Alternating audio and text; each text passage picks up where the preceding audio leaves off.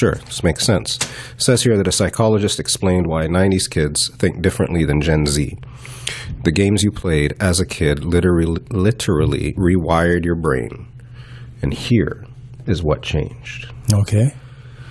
He said children in the 90s played games that forced the brain to fail and try again. Mario, Sonic, Prince of Persia, you had 3 lives, no saves, no hints. When you lost, you learned patience, planning, and frustration tolerance. Today... Yes, you did. All right. Today, yes, many games guide kids step by step.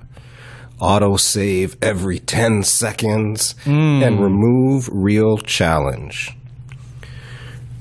Goes on to say that Tetris, Doom, Quake, Zelda, you had no map, no path arrows. Bro, when I played Zelda for the first time, and I played it, the very first time, I'm like, this game's crap. I hate it. And then maybe I cleared all my other games. I put Zelda in and I started playing it. And I was like, and I started playing it. It's the most fascinating. And then I broke a wall. I'm like, I broke a wall. And there's something in the wall. And then my sword broke a tree, and I got like something out of a tree. I started trying to navigate every single inch of that game, and it turned that game into an amazing game for me. Yeah. So it says you, sir, remembered layouts, patterns, secrets. Yes. Scientists now show that these games strengthened the hippocampus, the part of the brain for memory and navigation. Modern games often give glowing lines, GPS arrows, voice assistance. Kids follow instruction instead of figuring it out. Right? Boring. You had to stop when you failed. Today's games are endless. Fortnite, Roblox, what's this? Genshin, Minecraft, built to keep attention forever. He said this trains a different circuit. Instead of finishing tasks, kids get addicted to constant stimulation. One parent said, and this is good, my son never knows when to stop. The game ends him. He doesn't end the game. Wow. That never happened with Sega or PlayStation 1.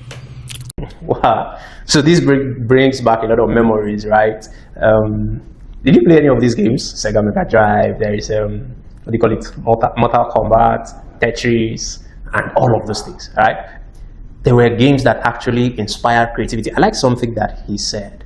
The game forces you to fail. And there were less colors. It wasn't about stimulating your brain in the way that we have it now. It was about stimulating you towards creativity and problem solving.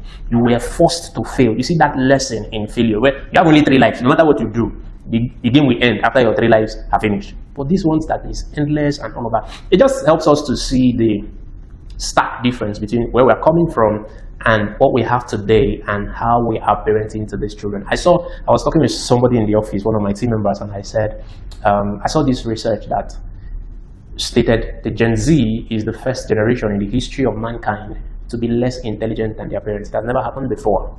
And so, how would you raise your child differently? Think about this. Let me know in the comment section.